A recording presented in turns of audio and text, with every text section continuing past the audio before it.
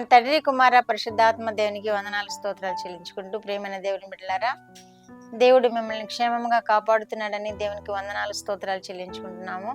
ఈ దినమందు పుట్టిన దినములు వివాహ దినం జరుపుకుంటున్న బిడ్డలకు దేవుడు అత్యధికమైన ఆశీర్వాదాలను, ఇలాంటి దినాలు అనేకమైనవి జరుపుకోవాలని మేము ప్రార్థన చేస్తున్నాము. దేవుడు మిమ్మల్ని దీవించును గాక. దేవుడి దినమందు మనకిచ్చిన వాక్యము దానియేలు గ్రంథము 9వ అధ్యాయము 23వ వచనం చదువుకుందాం. నీవు బహుప్రియుడవు గనుక నీవు విజ్ఞాపనం చేయనారంభించినప్పుడు ఈ సంగతిని నీకు చెప్పుటకు వెళ్ళవలెనని ఆజ్ఞ బయలుదేరను. దేవుడి వాక్యం ద్వారా మనల్ని దీవించును గాక. దానియేలు ఎలాంటి వాడట? బహుప్రియుడట. నీవు బహుప్రియుడవు అని ఇక్కడ దేవదూత తెలియజేస్తుంది. నీవు ప్రార్థన ప్రారంభించినప్పుడే నీ ప్రార్థన విని దేవుడు తెలియచేయమని ఇక్కడ పంపించాడు నన్ను అని దూత చెబుతున్నాడు. గబ్రియల్ దూత చెబుతున్నాడు. ఎంత ప్రియుడు అయింటే ఆ మాట వెంటనే ప్రార్థన ప్రారంభించినప్పుడే జవాబు వస్తుంది. ఆయన తన జీవితాన్ని అంతటిని దేవునికి దారపోసిన వాడై ఉన్నాడు. తన జీవితం అంతటిని దేవుని కొరకు సమర్పించుకున్న వాడై ఉన్నాడు. అందుకనే నీవు బహుప్రియుడవు, విజ్ఞాపన చేయని ఆరంభించినప్పుడే ఈ సంగతి నీకు తెలియచేయమని నాకు ఆజ్ఞ బయలుదేరాను అంటున్నాడు. కనుక ఈయన బహుప్రియుడుగా ఉన్నాడు. ఏ విషయంలో ప్రియుడుగా ఉన్నాడో మనం చూద్దాం. ఒకటవది, ఇజ్రాయేలు రాజవంశంలో లోపం లేనివాడుగాను, సౌందర్యవంతుడుగాను, సకల విద్యలందును ప్రావీణ్యత గలవాడును, తత్వజ్ఞానమందు ప్రావీణ్యత గలవాడును, జ్ఞానము గలవాడై ఉన్నాడని వాక్యాలు రాయబడి ఉంది. ఇంత విశేషమైన వ్యక్తిన దానియేలు సౌందర్యవంతుడు మాత్రమే కాదు, తత్వజ్ఞానం తెలిసినవాడు, ప్రావీణ్యత తెలిసినవాడు. ఇన్ని అంశాల్లో దేవుడు ఆయనకి జ్ఞానం ఇచ్చి నిలబెట్టుకున్నాడు. ఈ మాటలు ఎక్కడ చెబుతున్నారంటే, నెబుకద్నెజరు యూదా సామ్రాజ్యంలో ఆ యెరూషలేము మందిరాన్ని కొల్లగొట్టి ఆ ప్రాకారాల నుండి పాడు చేసి అక్కడ మనుషులందరినీ సంహరించి అతను యెరూషలేములో ఉన్న పరికరాలన్నింటినీ తీసుకొని వెళ్ళినప్పుడు కొంతమంది బాలులను, చిన్నవారిని, జ్ఞానవంతులైన వారిని, రూపవంతులైన వారిని తన రాజ్యానికి, తన సామ్రాజ్యానికి తోడుకొని వెళ్ళాడు. వారిలో ఒకడు ఈ దానియేలు అన్నమాట. దానియేలు, షడ్రకు, మేషకు, అబేద్నెగో అని వారు కూడా ఉన్నారు. ఈ దానియేలు ఇంతటి ప్రావీణ్యత గలవాడు, సకల విద్య ప్రావీణ్యత గలవాడు కనుక ఆయన దేవుడు ఆయనని ఇష్టపడుతున్నాడు. నువ్వు నాకు బహుప్రియుడవు అంటున్నాడు. రెండవ అంశం ఏంటంటే, అక్కడ ఆ రాజభోజనము చేయను, రాజులకు తాగే పానీయం నేను తాగను అని నిరాకరించాడు. ఎందుకంటే అక్కడ విగ్రహారాధన జరుగుతుంది. ఒకవేళ రాజభోజనము ఆ విగ్రహాలకు సమర్పించింది అయి ఉంటుంది, ఆ పానీయం కూడా విగ్రహాలకు సమర్పించే ఉంటుంది. కనుక ఈయన ఎంత జ్ఞానవంతుడుగా మెలిగాడు అంటే, అక్కడ నాకు రాజభోజనం వద్దు, పానీయం వద్దు, నాకు శాకాహారమే కావాలి అని అక్కడ ఆయనను పోషిస్తూ ఉన్న ఎవరి అధీనంలో ఉన్నారో ఆయనతో ఈయన తెలియచేస్తున్నాడు. ఇంత భక్తి జీవితం కలిగిన వాడు అనమాట, ఇంత పరిశుద్ధమైన జీవితం కలిగిన వాడు దానియేలు. కనుకనే నీవు బహుప్రియుడవు అని దేవుడు తెలియచేస్తున్నాడు. మూడో అంశం ఏంటంటే, దర్శనములను, స్వప్నములను, స్వప్న భావములను కూడా తెలిసిన వాడేను. అది కూడా దేవుడిచ్చిన అంశమే. మనము దేవునితో మాట్లాడుతూ ఉన్నప్పుడు ప్రార్థనలో మనకు కూడా స్వప్నాలు వస్తాయి, మనకు కూడా దర్శనాలు వస్తాయి.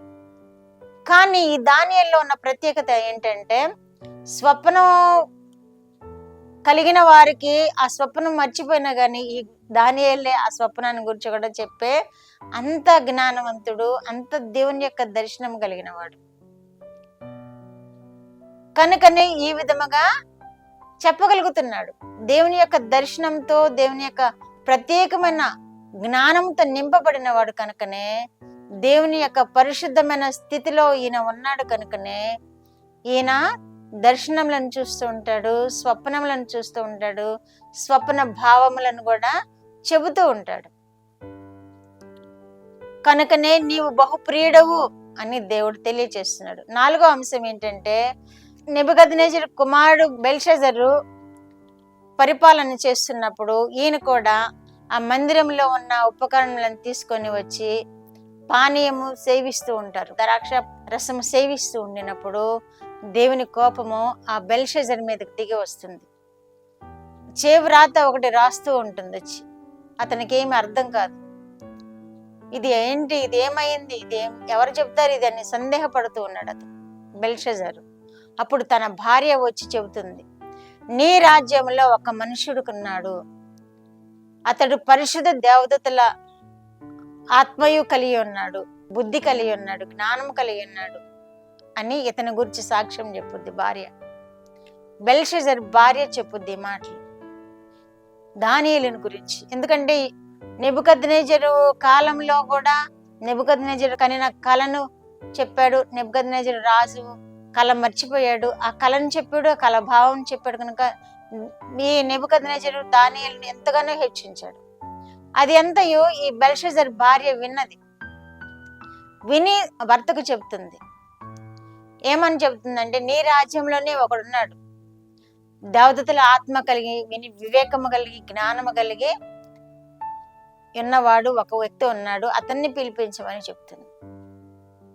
చూసారా, దేవుడు ఎంతగా దానియేలును బలపరిచాడు, ఎంతగా ఆవరించి ఉన్నాడు దేవుడు దానియేలుని.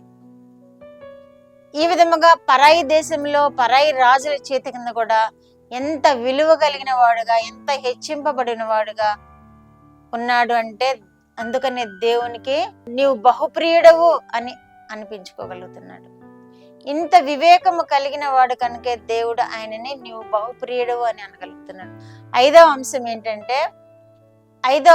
ఏంటంటే అతడు తన ఇంటికి పోయి అనుదినము మాదిరిగానే తన ఇంటిలో ప్రార్థన చేస్తూ యెరూషలేము తట్టు తన కిటికీలను తెరిచి ఆ తట్టు తిరిగి ప్రార్థన చేయటం తనకు అలవాటు. అయితే రాజగు దర్యావేషు సంస్థానంలో ఈ దానియేలుని ఉన్నతమైన ప్రథమ స్థానంలో నిలబెట్టిన విధానాన్ని తన తోటి వారు సహించలేక ఇతన్ని ఎలా పడగొడదామా, దేవుని విషయంలో తప్ప మరి ఏ విషయంలోనూ తను పట్టుకోలేము అని అతని నిమిత్తమే ఒక శాసనం తయారు చేయించారు రాజు చేత. ఏంటి అంటే, ఈ నెల దినాలు నిన్నే స్తుతించాలి, ఈ నెల దినాలు నీ దగ్గరే విజ్ఞాపన చేయాలి, మరి ఎవరి దగ్గర ఏ స్తుతి చేయకూడదు, విజ్ఞాపన చేయకూడదు అని ఒక కట్టడం నియమిస్తారు. శాసనం కూడా తయారు చేయిస్తారు వాళ్ళు. అప్పుడు ఆ శాసనం విన్నాడు దానియేలు. దాని ప్రకారము ఎవరికి స్తుతి చెల్లించకూడదు, ఎవరికి విజ్ఞాపన చేయకూడదు. కానీ అనుదినము తన నమ్మిన దేవుణ్ణి సేవిస్తూ అనుదినము తన దేవునికి సమీపముగా జీవించడం మరోలేదు దానియేలు. ఎప్పటి మాదిరిగానే తన గదిలో చేరి ఆ కిటికీ తెరిచి యెరూషలేము వైపు చూస్తూ తన ప్రార్థనలు, విజ్ఞాపనలు, స్తుతులు చెల్లిస్తూ ఉండటం వీరు గమనించారు. అది ఆ శాసనం తప్పిన వారిని తీసుకుని వెళ్ళి సింహాల బోనులో పడవేయాలని ఒక శాసనం తయారైంది. ఇతనిని కూడా సింహాల బోనులో పడవేశాడు రాజైన దర్యావేషు.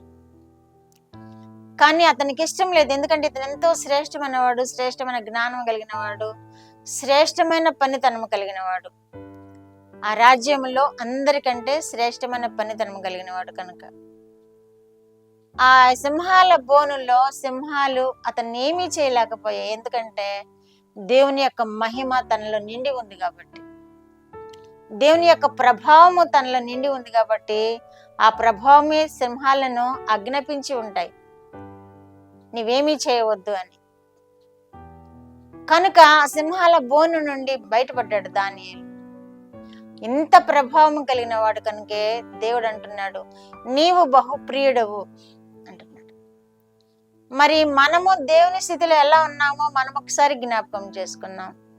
దానియేలు భక్తి జీవితాన్ని బట్టి, దానియేలు నీతి నియమాలను బట్టి, దానియేలు యొక్క దేవుని యొక్క ప్రభావమును నిండుకున్న విధానాన్ని బట్టి దేవుడు ఆయనను నీవు బహుప్రియుడువు అన్నారు. మరి మనల్ని ఏమంటారు ఒకసారి జ్ఞాపకం చేసుకున్నాం. దానియేలు వంటి భక్తి జీవితం మనలో ఉందా? దానియేలు వంటి దేవునికి ఇష్టమైన జీవితం మనలో ఉందా? దానియేలు వల్లే తినకూడనివి మనం ఏమైనా తింటున్నామా? దానియేలు వల్లే ప్రార్థన జీవితంలో మనం ఏమైనా లోపం కలిగి ఉన్నామా? మనము కూడా పరిశీలన చేసుకొని మనము వాటన్నిటిని విడిచిపెట్టి దానియేలు వల్లే భక్తి జీవితం జీవించినప్పుడు, దానియేలు నువ్వు బహుప్రియుడవు అన్న దేవుడు మనల్ని కూడా నువ్వు బహుప్రియుడవు, నువ్వు బహుప్రియురాలు అని కూడా అంటాడు దేవుడు. ఆయనకు మహిమకరమైన జీవితం జీవించినప్పుడు దేవుడు మనల్ని కూడా నీవు బహుప్రియుడవు అంటారు. ప్రార్థన. మా దేవ, మా ప్రియ పరలోక ప్రభువా, మీ పరిశుద్ధ పాదములకు వందనాలు, స్తోత్రములు. మా రక్షకుడు యేసయ్య స్తోత్రములు. పరిశుద్ధాత్మ దేవ స్తోత్రములు.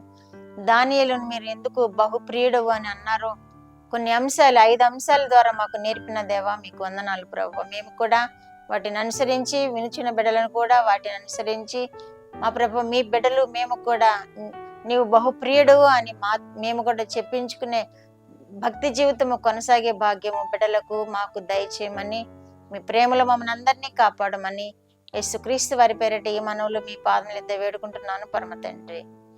ఆమేన్.